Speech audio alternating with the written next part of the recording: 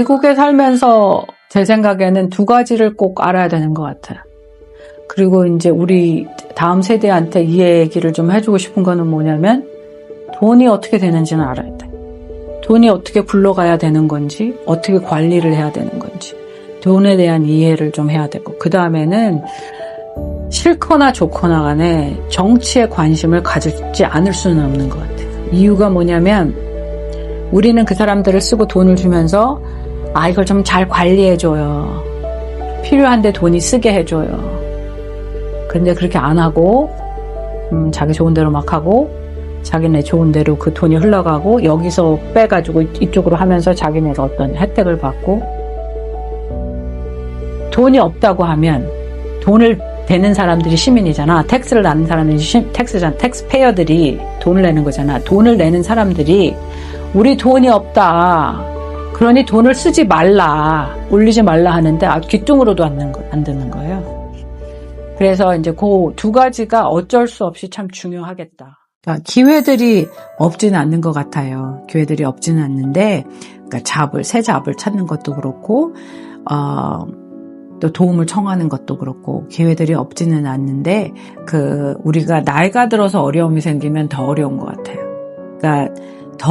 그러니까, 그렇게 하지 않아도 되는데, 갑자기 내가 더 작아진 것 같고, 뭔가 쉐임도 생기는 것 같고, 저지 주디 아나요? 그분이 뭐라고 하냐면, If you didn't make it in your 20s, you can make it in 30s. Or if you didn't make it in your 30s, you can make it in your 40s. If you didn't make it in your 40s, you can make it in your 50s. If you didn't make it in your 50s, you can make it in your 60s. And goes on. 뜻하면 20대 못했으면 30대 할 수 있어요. 30대 못했으면 40대 할 수 있고 40대 못했으면 50대 할 수 있어요. 50대 못했으면 60대 할 수 있어요. 제가 재밌는 얘기를 들어가지고서 여러분하고 쉐어를 좀 할까 해요. 우리 different generations, 다른 제너레이션이 돈에 대해서 어떻게 생각을 하고 있는지. 부머는 1946년에서 1964년까지 세상 모든 일은 뭐냐? Everything is about money. Money is everything. 그런 애티튜드고, 그런 다음에 젠 엑서는 1965년부터 1980년도에 태어나신 분. 젠 엑서는 뭐라 그러냐면 정말 그래? Is money everything?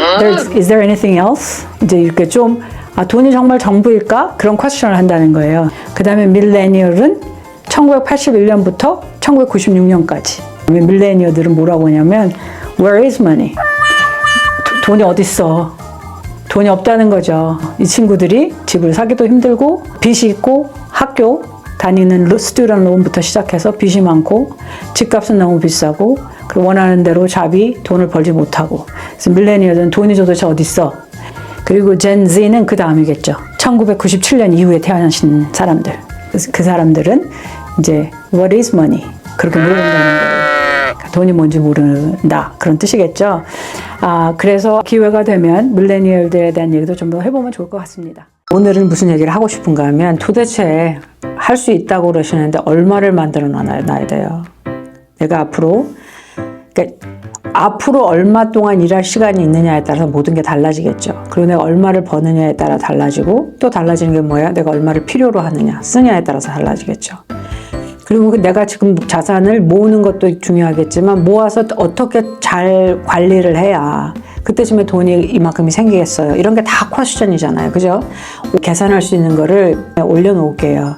그러면 여러분들이 뭘 하시냐면 그걸 프린트해요. 프린트해서 같이 풀어보면 좋을 것 같아요. 그러면 각자 상황에서 나는 그러면 이런 상황에서 은퇴를 하려면 얼마가 필요하구나 대략적으로 같이 계산을 해보면 좋을 것 같아요. 5만 불일 때 지금 매년 얼마를 받아요. 그걸 1번에 쓰는 거예요. 2번에는 뭐냐면 여기다 5만 불에 80%를 여기다 적는 거예요. 4만 불.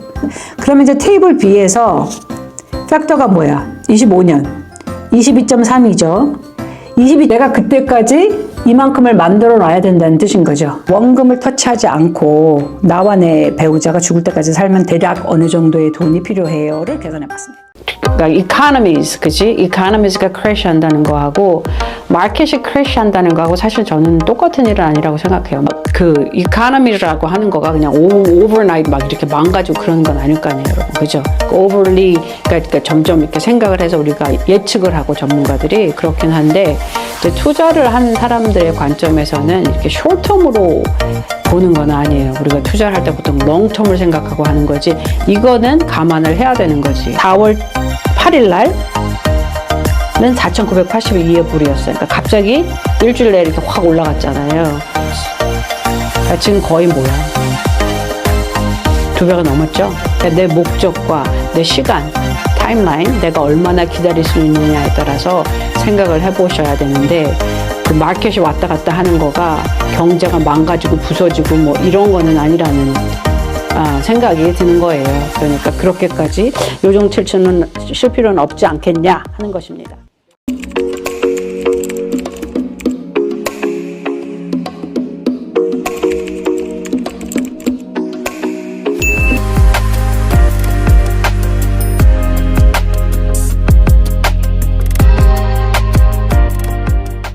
안녕하세요. 베스트 회계법인 대표 조이스 구입니다. 안녕하세요. 베스트 회계법인 대표 조이스 구입니다. 안녕하세요. 베스트 회계법인 대표 조이스 구입니다.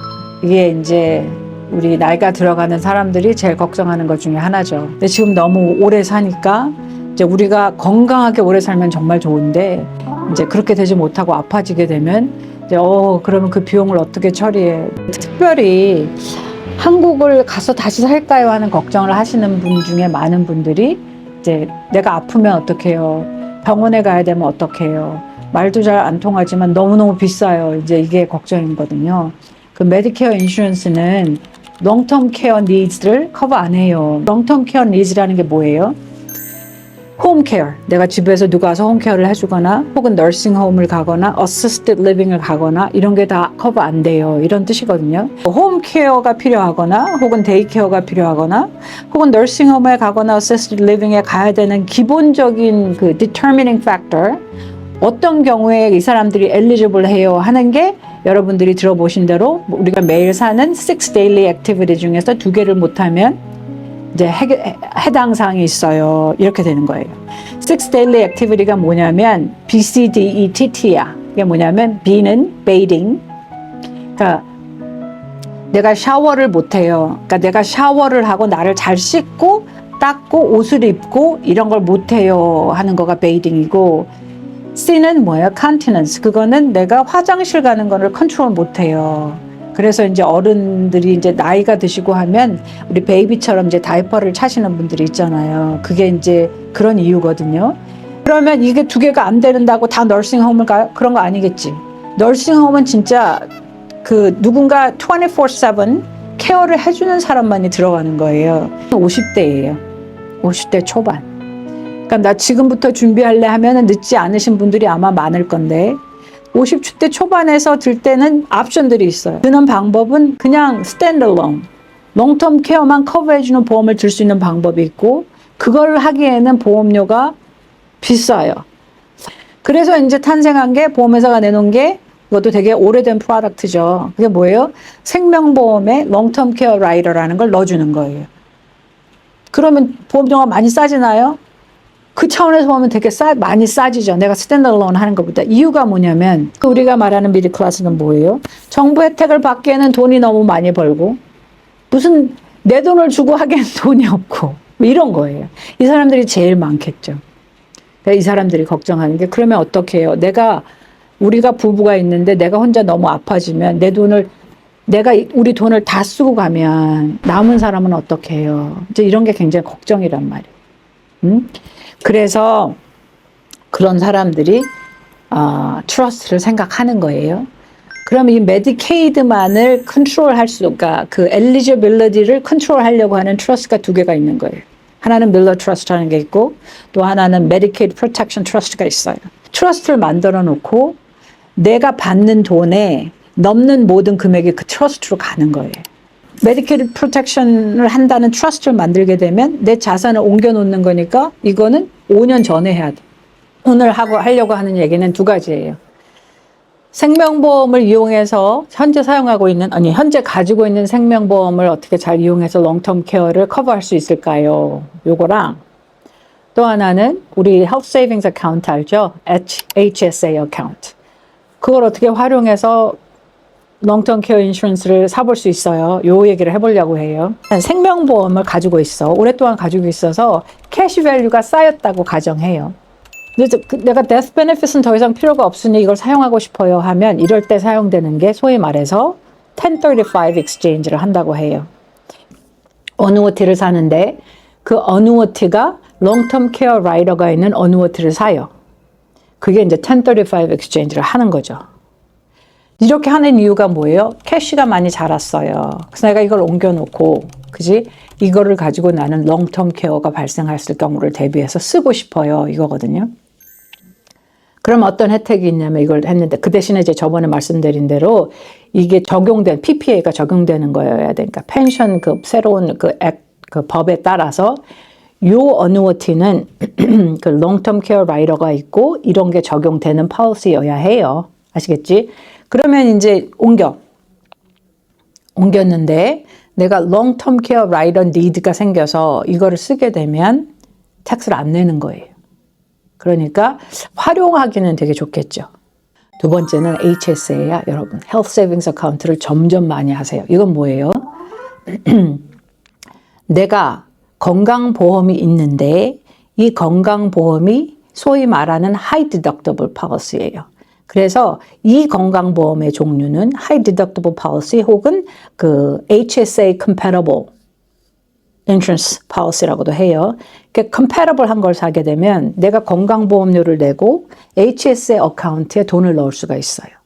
그럼 이거 뭐예요? HSA에 돈을 넣으면 1년에 허락되는 일정 금액을 넣으면 텍스 공제를 받고 그치 현재 잘하는 것도 다 텍스가 발생하지 않고 내가 쓸 때 메디컬 익스펜스를 쓰면 이것도 텍스가 발생하지 않아요. 라스 같은 건데 건강에 관한 거죠. 그럼 이 돈을 가지고 어누어티를 살 수가 있는 거지. 생명보험을 사는 것도 있고 어누어티를 사도 되고 롱텀 케어 인슈런스를 사도 되죠. 롱텀 케어 인슈런스를 따로 사도 돼. 그 돈으로. 그래서 오늘 커버하려고 하는 거는 롱텀 케어 니즈가 있어요. 필요가 있어요. 그게 발생해요. 발생할 경우에 돈을 써야 되는데 그러니까 메디케이드는 받는 게 아니고 내 돈을 써서 하려고 하는 경우에 그 사람들이 헷갈리는 게 이건 것 같아요.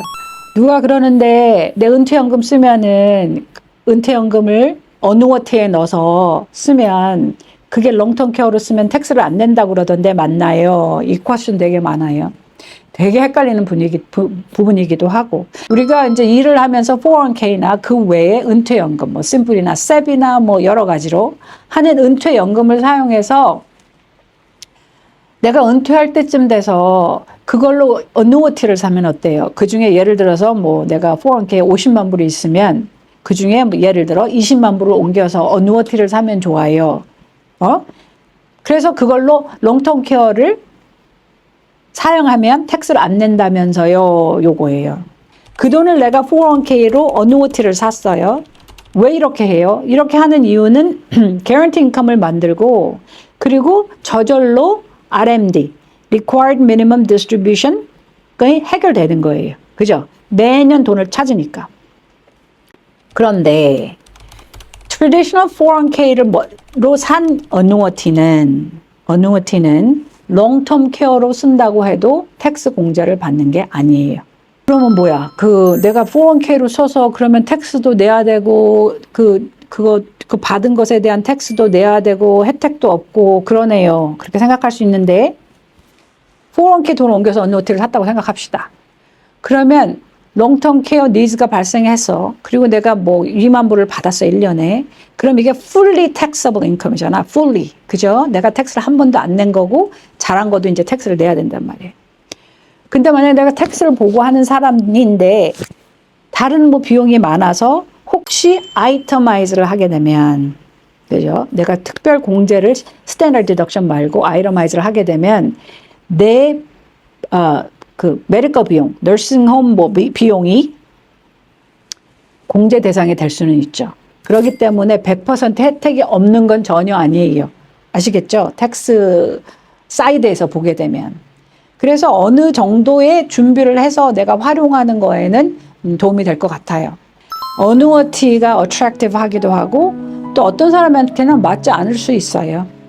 아시겠죠? 그러니까 급하게 뭐 할 거는 하나도 없어요. 뭐든지 여러분 아시겠지? 그러니까 알아보고 이게 나한테 적당한가 그렇게 해서 결정을 해서 하시면 돼요. 중요한 거는 그 준비하는 과정에 잘 물어보시고 이런가 저런가 나한테 적합한가 그리고 이 돈이 이렇게 묶여도 되는가 그거가 좀 굉장히 중요한 포인트인 것 같아요. 텍스야 놀자 구독자 여러분 안녕하세요. 저희 채널이 어느덧 구독자 1만 명을 앞두고 있습니다. 그래서 감사한 마음으로 오프라인 모임을 준비했습니다. 9월 셋째 주 토요일 오전 10시부터 12시까지 진행될 예정이고요. 선착순 30분 모실 예정입니다. 조이스구 회계사님과 함께 편하게 이야기 나누는 자리를 준비했으니 참여 원하시는 분들은 화면에 공지된 이메일로 신청해 주시기 바랍니다.